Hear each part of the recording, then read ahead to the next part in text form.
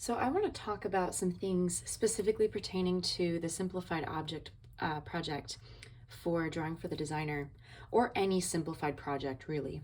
This could technically apply to the value studies as well, since you're taking something that has a whole range of many values in a photograph, and we are distilling it down and simplifying it into basic value shapes as we are guided by the source and the form that we see in the source.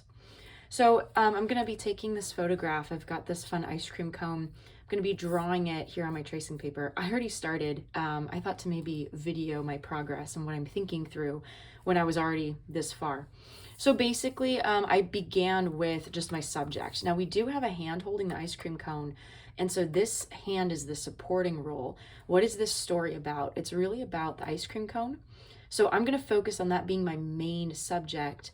And then because of that, I'm going to just focus on the bounding box around the ice cream cone, not necessarily including the hand right now. I'll get to the hand later, but specifically, just drawing this out as I'm measuring one width stacked up twice and a little bit for the width to height ratio there. So I just went ahead and I drew that out. Again, this is accurate, but it's not precise. So if I find that I need to maybe break the confines of this box for the sake of the overall aesthetic and my end product, then that's what I need to do. This is just to constrain me at the very beginning. It'll also help me get some of those negative space shapes down as I'm drafting this or drawing this out. So with my bounding box, I'm gonna just start from the top and go down to the bottom. I'm looking at masses and I'm just gonna be putting them down within this box. And because I'm simplifying, the other thing that you need to keep in the back of your mind are the specs of whatever the project is you're working on. Specifically for this project, sorry about the shadow from the light, by the way, we're gonna have only 6 values. So effectively, we're going to have a value range of lightest light, which is going to be the white of the page. And this will eventually be transferred to Bristol board. But you're then going to have, here we go. So you're going to have the white of the page and then this incremental value of values getting darker as we go. And then this would be like purely, as dark as you can go. Now, specifically, I will be shading this in on Bristol board with my pencils. This is just the drawing, the shape designing stage of the project. But you want to keep that in mind because as you are designing your shapes, you need to understand that you don't have 10 values at your disposal with all these tiny little shapes. You're going to need contrast between the shapes using only 6 values. Now, it can be done super easily. Like that's not too simplified per se, like even with some of the value studies that we happen to do as a class exercise for the sketchbooks, those are only 3. I mean, that's like even more simplified than this. So we have a lot of room to create contrast with shapes of 6 values, but it's always a good idea to make sure that you're fully aware of what do you have at your disposal to work with. So now I'm looking at mass shapes. All shapes in life can be distilled or simplified into 5 basic geometric volume forms. So the cube, the sphere, the cone, the pyramid, the cylinder. Did I miss one? Cube, cone, cylinder, sphere, pyramid. So with this, we have something that's very simple. We have a basic sphere. We have a basic cone. Super easy with an ice cream cone. But with that, we even have some things here. Notice that we have like this ice cream scoop, this sphere right here. It's got the form principle applied to it. Light side, shadow side. We have a little bit of a divot here because you could argue we have kind of this mass right here.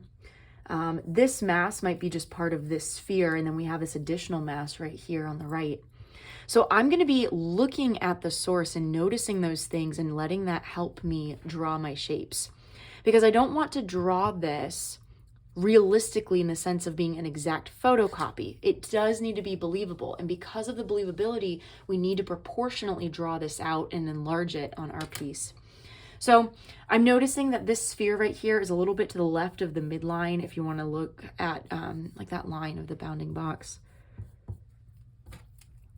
I can deviate from that. It's not like if I were to, if I were to move this scoop of the ice cream slightly one way or the other, that's not going to jeopardize the actual ice cream cone structure of the drawing. Think through shape language too. What kind of shape language? Do you want this to be, you know, something that looks bubbly and soft and curvy or round? Or do you want this to be something that's kind of sharp and angular? And it's not a binary system, so it's not like those are the only two. Those just happen to be very different from each other. So there's kind of some fun playfulness that's there. But there's so many different styles that you could be drawing this in. Now, if you have a certain style for your shape language, just make sure it's consistent. Okay, but I have just a couple of things. Make sure you've got just big shapes first. I'm noticing this guy. Copy your angles. You can deviate, but deviate in such a way that you're not compromising the drawing structure. So overall, it looks like maybe the bottom, you know, I've got some drips. So I'm just putting myself down like this guideline of about where that first drip might be. I've got this large mass, but then I have this large mass as it comes down and kind of meets up there. I want my shape language to be bubbly, so I am going to use a lot of C curves and S curves.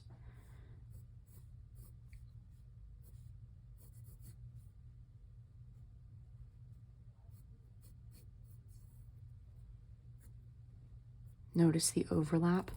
Notice, by the way, what's going on in the source. We don't have any lines. This is not a line. That is an edge between two values. This is a shape right there, a really fun shape of a highlight. And then this is another shape of a darker shadow that butts up right next to each other. There's a hard edge between the two, like one dramatically shifts right into the other, because now we have this, it's a perceived space on this two-dimensional piece of paper. That is, the perceived space is this ice cream scoop is in front of this glob that is wrapping around it, behind it in space. Therefore, we have that change in value, and it's not a line, it is an edge. Now, that's just helpful to understand because I can designate it as a line here in my drawing. But what I'm going to end up doing is probably right there, I'll capture that shape for that highlight. And then I might capture, a different shape right there for, some sort of a darker value there to really show that this is in front of this. So those are things that you're going to want to keep in mind. I'm going to erase that just so I can continue drawing the big mass shapes. Make sure you get big stuff first. Go from big to small.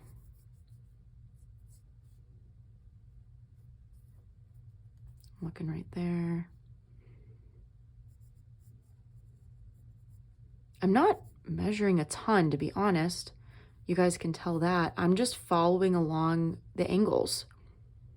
And I'm always taking a mental note of my peripheral vision of like this little shadow area. How close to the right or the left is it of the bounding box lines? It's favoring more to the right-hand side, right? Now in mine, it looks like it's a little bit long.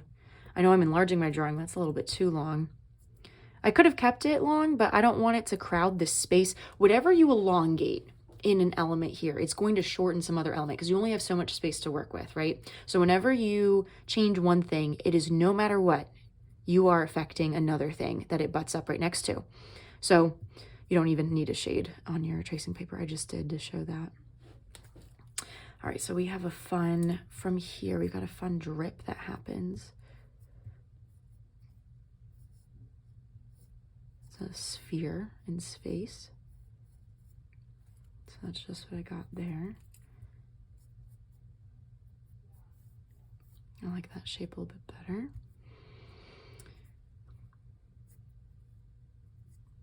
I have this as a general guideline for my sphere, but I'm gonna come in here and make it just a little bit closer to what's really going on there. This little extra bump isn't really existent, so looks like he just kind of matches up right into there. The point of simplification is not really to add anything. It's the art of omitting information. So what information do you omit then? And that is what we are exploring and practicing here.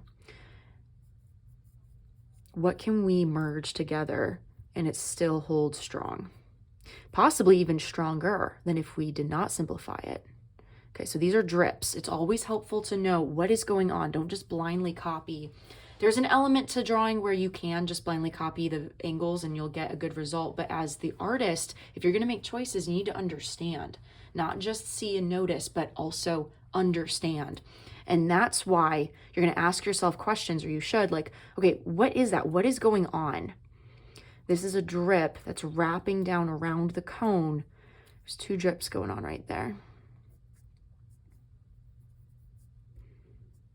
I know that gravity is helping to pull that down. And I want that shape to look a little bit more like a drip. So I might exaggerate. I'm wondering, I might only need one. Having both of them there, like almost like parallel, they're almost the same size. Think through size changes. Think through big, medium, and small shapes. Things are boring if they're all the same shape and size. Things are interesting if we have large, medium, and small shapes. This is interesting. This is not. Like, what if I turned this into a character design? And he's like, you know, and then this is like his body, and he's like, that's pretty fun. Whereas this guy,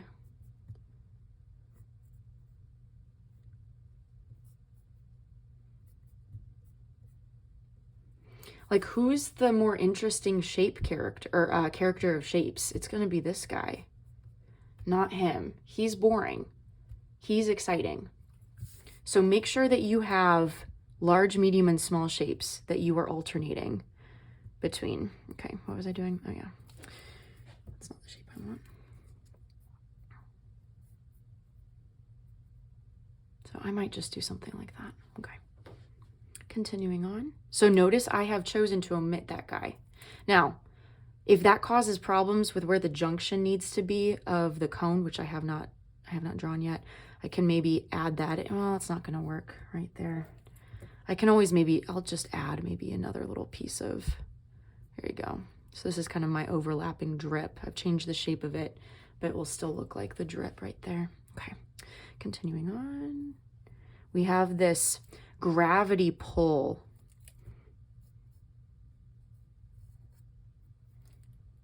Of the ice cream as it comes down the drip. And so the gravity is pulling down here. Again, understand what it is you're drawing. Whoop. Drawing is a form of thinking. It's a form of study. When you're drawing, you're studying something and you're understanding it more. You've probably never thought this deep into what an ice cream cone looks like and why it's doing what it's doing. But it's a study into physics. It's a study into light. It's a study into how one material interacts with another material. What are the causes and effects of having an interaction like that? Our eyes get to see these things happen and we take it for granted, and we look at them, but we don't actually see them. When you're forced to draw something, you have to see it, not just look at it, if you want to draw it well.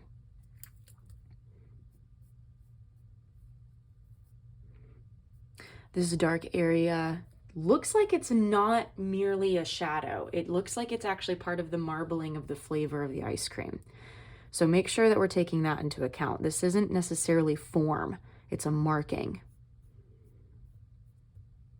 Markings can show up anywhere because it doesn't really have anything to do with light per se. Now, how the marking will look in different lighting situations, that might change value. But in and of itself, it looks like it might have been a shadow, and we can kind of use it as that, but it is a marking.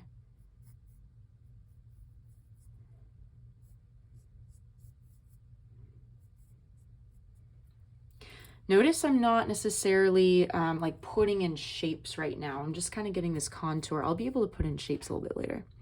Okay, so there's a drip. I'm going to redraw him. I don't really like him. All right, there's a lot of stuff happening here.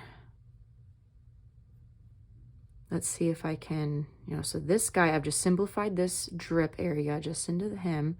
I've got a second one, so I'm just going to simplify him. I could probably put that ragged bottom down there. That's fine. Remember, my shape language that I'm choosing is just going to be slightly bubbly or round, you know, just kind of curvy. We have a really nice little shadow area here. It's going to look kind of like that. So that might be a nice shape of how the ice cream folds onto another shape. All these lines that I'm drawing, I'm designating edges. So I'm going to come back and refine my shapes based on the lines that I've drawn for the edges. Okay, so I'm looking at this area. There's a lot of detail information here. How can I take a step back and look at this to simplify it? I've got this large shape mass, I've got this large shape mass, and then this large shape mass, and just that kind of counter space within there.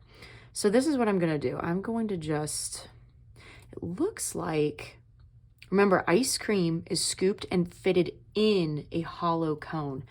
Do you see how where this cone is, we actually can now tell where the edge of the waffle cone is? It's actually right there. The ice cream is sitting inside it, and even though it's dripping, it's folding itself and overlapping outside it. But this is where the cone comes up, and we're seeing how this is wrapping. Okay, so this is going to help me a lot. The cone, and notice that waffle cones, they're not like this. Waffle cones usually in some way are kind of like this because of how they are made and then wrapped like a waffle, and it's literally like wrapped around. So this is not going to necessarily come straight across horizontally. It might actually have a slight angle. Again, understand what you're drawing. Don't just copy it and wonder like, I don't know what that was. Like, I don't get it. I don't know. I mentioned I was going to redraw this guy, so I'm going to here. So this line is helping me designate where the waffle cone is. Now would be a good time to maybe start getting some of that silhouette down for the cone.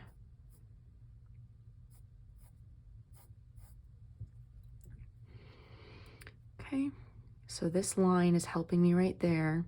That's going to help me simplify this because now I'm going to focus on this. It almost looks like a Y.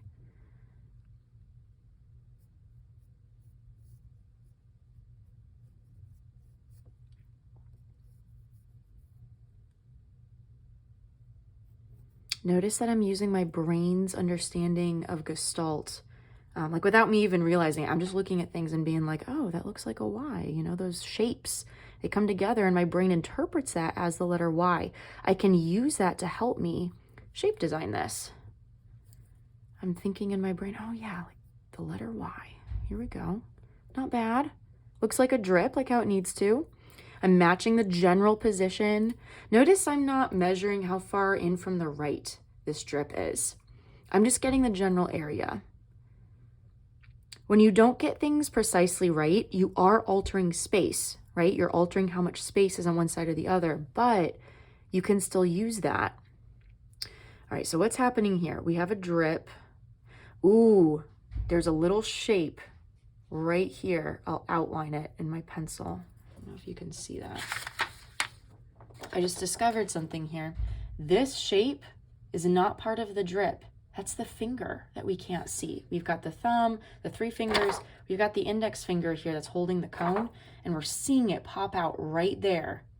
So make sure you're looking at the source and analyzing what is going on. Don't just assume, oh, that's part of the drip. What made me question it was it didn't look like gravity was affecting this part of the drip like the rest of it. I can see a little bit of value change, but not a whole lot. So knowing that, I'm like, okay, so there's that little finger right there. That is such a minute part of the index finger that's right there that I feel like, honestly, I could omit that because I didn't even notice it before when I saw this source. It made believable sense to me that the person would be holding the ice cream cone and that index finger was just behind this whole thing. Like, I don't even need to see it. So the fact that it actually is showing, but in such a minute area, I'm not even going to include it. I think my drawing can stand strong on its own without it. So again, that is me making that choice to omit something for the sake of simplification. All right, so this comes down. Now, these two look like they're very close in line with each other.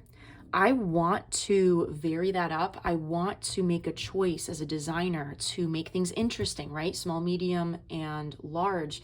That's not just in shapes, that's also in amounts of space as well. So, because shapes are spaces, they're just encapsulated. So I'm gonna make this strip on purpose just a little bit shorter.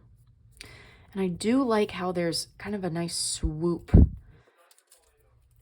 So let's see, I like how straight that is. Let's see if we can use that to our advantage. Just in the sense of having, you know, complex, simple, complex, simple. We need contrast in all the areas for interest. But we need unity. Remember, unity plus variety is what's going to make the design strong. Okay, so that looks pretty good. Remember, the cone is coming there from this. This is the angle of the cone. We're starting to get into some of the waffle area right here. You know, so this is, you know, a darkly shaded area right there. Okay. Starting to look pretty good. I designated about where the bottom is right there. And we have a generally pretty good straight line. I know that we've got a slight angle change right there. It might be because of the thumb pressure pushing in. So I'm going to keep it straight for now. And when I put in the hand, I can always, you know, tweak those angles to make it seem like the thumb is pressing in to a soft waffle cone. Don't use a ruler. We want this to look like there's life to it. Still a drawing. We are choosing to draw rather than take a picture. So by default of that, there is interpretation and there is translation. We're going from one language to another. So we need to figure out what's the best word organization, you know, to make up a sentence that, you know, we don't have all of the different values and shapes at our disposal in a photograph. So how do we best translate it into this? All right, so now I've got some more drips here. Okay, that looks like that's another marking of the marbling of whatever this ice cream flavor is. It looks pretty good. Whoop. And I might just, you know, smooth that out and simplify that. It looks pretty fun right there. Okay. All right, so that looks pretty good. Without the context of the hand and the waffle texture, this cone looks pretty long. But even though it looks long, it might not actually be, because again, we still need to draw in that context of the hand and the waffle texture. That does make a difference visually. And at the same time, let's just say it is a little bit too long. Does that matter? Does this still hold strong as a nice waffle cone? I think it still does. Now, at the same time, let's say it didn't, or let's say I don't really like it as I continue drawing, I can always shorten it a little bit. Even though I've got my bounding box there, and even though I measured a specific ratio of the height to width, I can make changes for the sake of the end result looking awesome. All right, so let's continue on with, let's do the hand. Now the hand, I'm gonna lightly erase some of my bounding box lines here. Not all of them, but just a little bit. I need to erase some of these things. I might leave those two little characters. They're pretty fun. Careful of smearing. I've got some smearing marks over there. All right, I will put in the waffle cone texture last because that's, you know, there's just a lot of angle matching with that. So let me get in the big mass shapes of the hand here. Hands can be difficult. There's no doubt about it. There's a lot going on. There's anatomy happening. But if you can understand what's going on, just like we did with the ice cream cone, and if you can just match your angles, it's not going to be that bad. So I'm just matching my angles of, you know, this general thumb. I'm seeing, you know, how far down does it look like it's pressing in.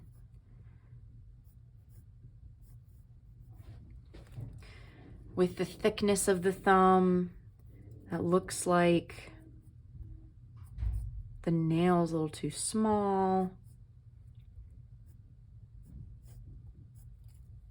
So I'm gonna fix that.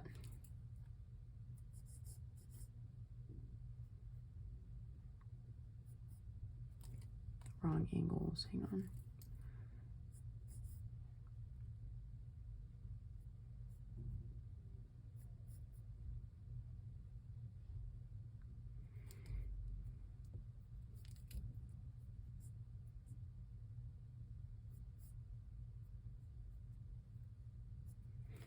The thumb itself might be just a tad too fat. Okay.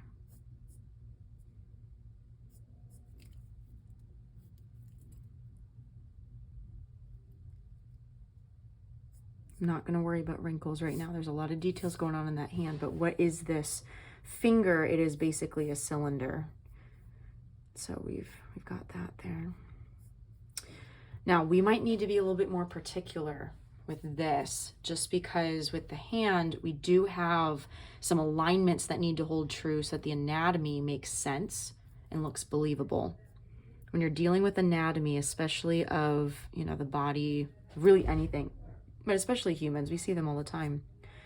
You need to make sure that what you're doing is believable, your choices are believable.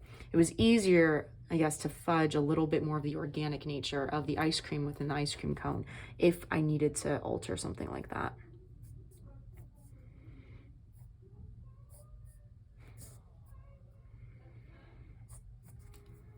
Don't like hairy lines.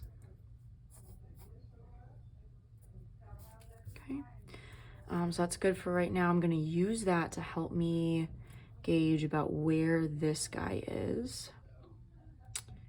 I'm just looking, I keep looking back and forth, and I'm seeing the alignment at the top of the thumb. And then we've got this guy off to the side. These are kind of like rounded boxes.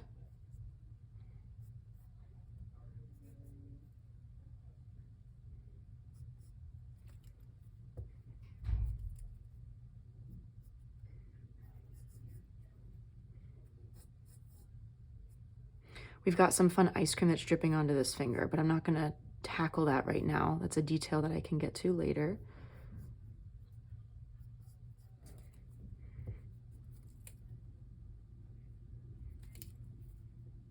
Not going to get the nail either with this right now. It's within the silhouette shape, so I'm just focused at this point with the silhouette shape.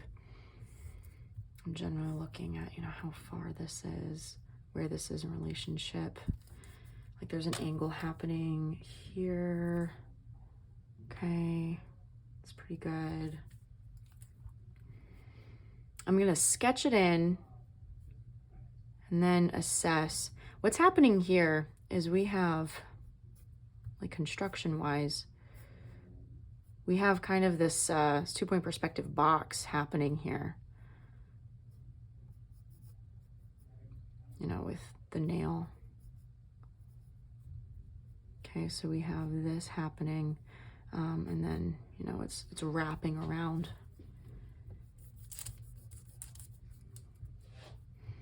So let me grab that then.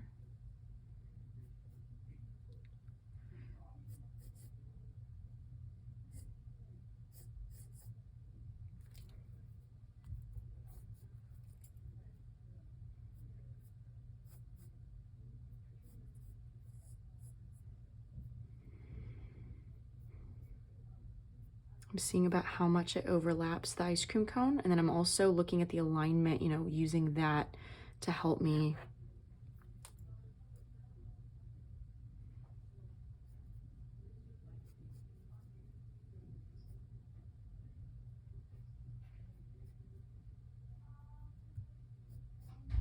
So this is, in effect, kind of the construction of what's happening with that finger. Oh, the person I think is wearing rings. I didn't notice that before.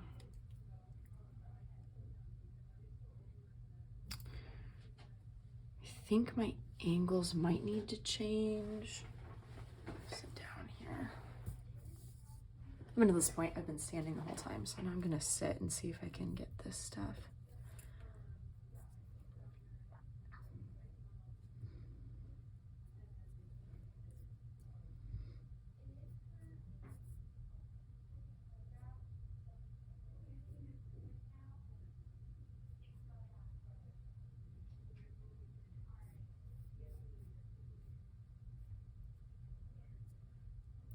Notice how much space is in the C curve.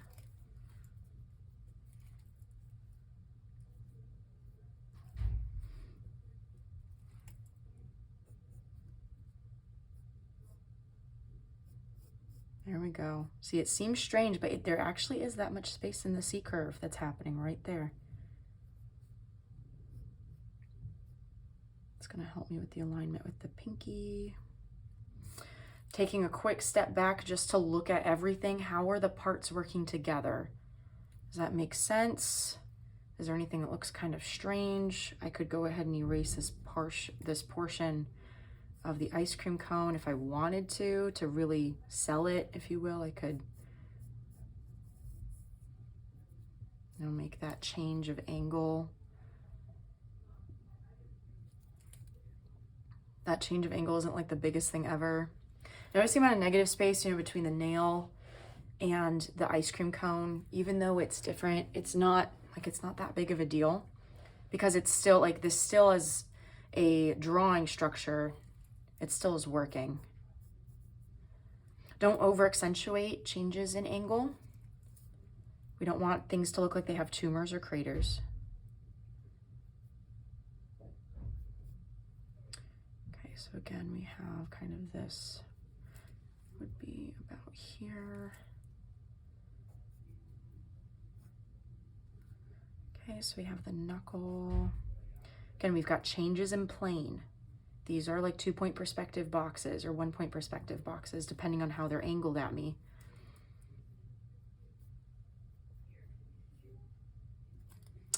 And the pinky has some interesting angles happening, because not only is that, it's like we're wrapping around and we're getting this fleshy part of, you know, the side of the hand here as well. Let me grab.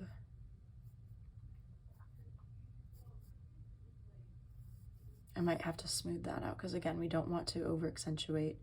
This technically comes out like this. I don't have the same amount of negative space, so it's possible that this guy needs to come in a little bit. So let me change that. Use the amounts of negative space to help you. It doesn't need to necessarily be followed exactly. But if you're dramatically off, like I was dramatically off in my negative space with where the edge of the pinky was to the line for my bounding box. If you're dramatically off, just double check it. It might mean that you're about to draw something that's not going to actually hold its structure, like it would look off. I think that was what would have happened to mine. So I've scooted the pinky in. Okay, so that looks like a better amount of space right there. I'm putting, by the way, some of these marks just to show me where those changes of plane are. Do you see how this area is darker? This whole area is darker, and then this is lighter. This area of the pinky right here, this is slightly darker. This whole area is darker. So I'm putting these small little indicators to help me with the construction of this. Really, these are just rectangles in perspective, or I guess you could say they're cylinders. Cylinders are, by the way, just the same thing as rectangles in perspective. It's just rounded.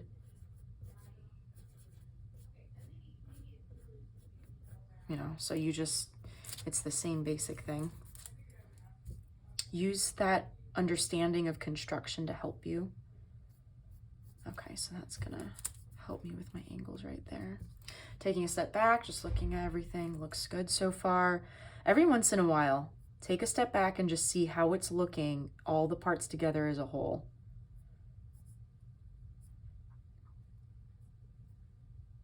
Okay, looks good. I'm gonna omit those rings. I don't need them. If I draw too much attention to them on accident because of my values, I don't want that to happen. So I'm just not even gonna worry about it. I'm just gonna squint, and whatever the values are here, I'm just gonna carry that through. I might even just make that darker anyways, just because it's a shadow, but I'm not gonna put in those rings. So again, simplifying, what can we omit? I'm gonna erase the line of my cone right there. Okay. And then this angle's off, actually. Let me fix this. Because I notice how much of this is below right there. That's gonna help me. Again, it's not perfect, but I'm using that amount of space to just trigger to me what is necessary. And I'm going to, at this stage, I'm gonna actually follow through my cone. I can always erase it later, but that's gonna really help me if I can follow through for the fatty part of the hand.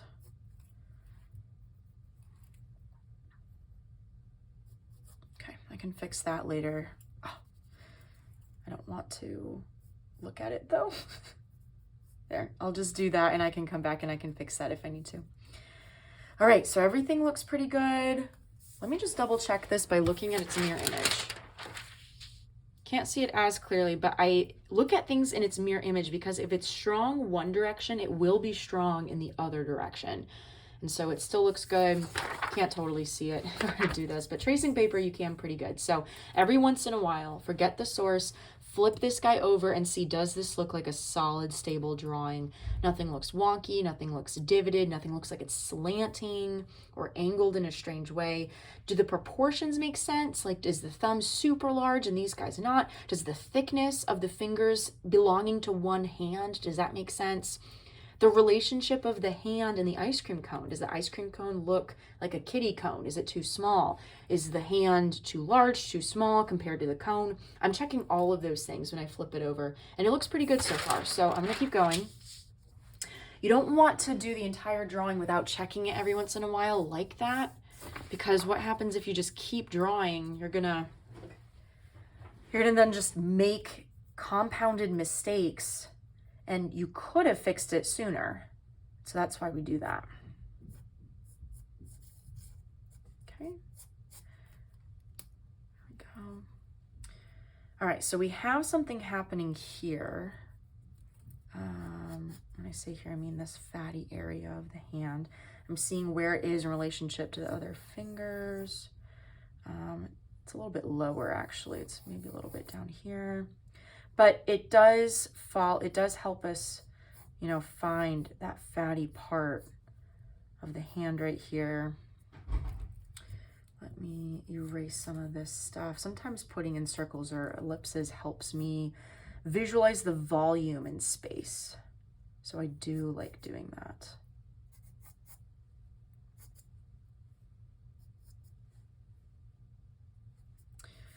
Okay, and then this guy, I'm using that to help me. We have a general angle of like the wrist right here. So we have something that's kind of like this. Okay, so that means with this guy,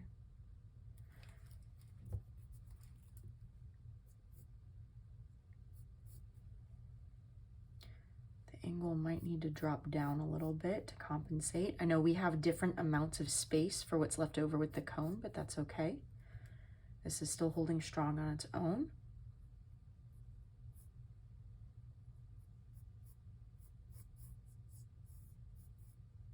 There's a nice S curve.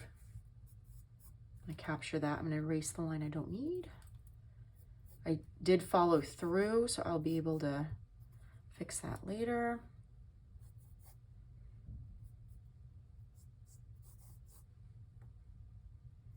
And this guy just kind of follows through.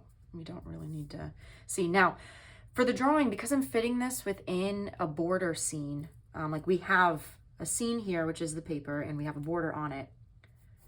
I don't want to just leave this. That's weird. I can get rid of that axis right here. And I just follow it through. Obviously, you know, it stops here on the printout. I'll show you right there, okay? And for mine, you know, like I've basically given the same amount of space right there, but just go ahead and follow it through. It's not that big of a deal. Still looks like it could be part of someone's actual, you know, anatomy of a hand. I can erase this follow through line now if I wanted to, okay? We have some details within the hand that's gonna really help sell the fact that this is a hand, but we can also get to that with shapes. One of the big things is this big shadow right there, and it kind of comes up here and it comes down. Helps to make this sphere right there.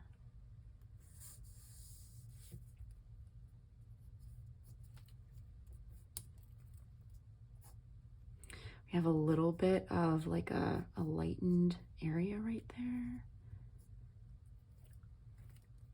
And I don't know what kind of shapes I might put in there. I'll do another video specifically for the shapes.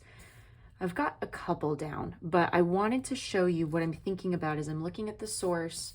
I'm drawing this out. I'm just drafting out the edge work here. So I obviously have the cone details of the waffle pattern. And then I obviously have some details within the hand itself, but this is a pretty good start to what it is that I'll do. So I'll pause this video or stop it, and then I will do a part 2 where I'm talking about the shapes and putting some details in there.